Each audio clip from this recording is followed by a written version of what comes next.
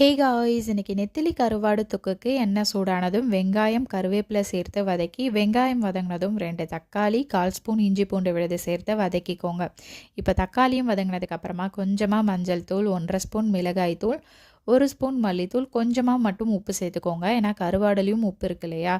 So கொஞ்சமாக உப்பு சேர்த்து இது எல்லாத்தையும் நல்லா கலந்து விட்டு வதக்கிக்கோங்க. இப்போ மசாலா எல்லாம் வதங்கினதுக்கு அப்புறமா இதில் நம்ம க்ளீன் பண்ணி எடுத்து வச்சுருந்த நெத்திலி கருவாடு சேர்த்துக்கலாம். சேர்த்துட்டு இது எல்லாத்தையும் நல்லா கலந்து விட்டுருங்க. பொறுமையாக கலந்துக்கோங்க. ஏன்னா சின்ன கருவாடு தானே, ஸோ எல்லாமே உடஞ்சிரும். ஸோ பொறுமையாக கலந்து விட்டு இந்த மசாலா கூடவே இது ஒரு 5 நிமிஷத்துக்கு மீடியம் ஃப்ளேம்லேயே நல்லா வதங்கட்டும். ஒரு 5 நிமிஷம் கழித்து இதெல்லாம் மசாலா கூட நல்லா வதங்கிருச்சு. இந்த டைமில் நம்ம தேவையான அளவு தண்ணி சேர்த்துக்கலாம். தண்ணி சேர்த்துட்டு இதை கலந்து விட்டு மீடியம் ஃப்ளேமில் இதை நல்லா கொதிக்க விட்டு எடுத்தோம்னா நம்மளுடைய நெத்திலி கருவாடு தொக்கு சூப்பராக ரெடி ஆகிடும். இதே மாதிரி கண்டிப்பாக நீங்களும் ட்ரை பண்ணி பாருங்கள். நெக்ஸ்ட் வீடியோவில் பார்க்கலாம்.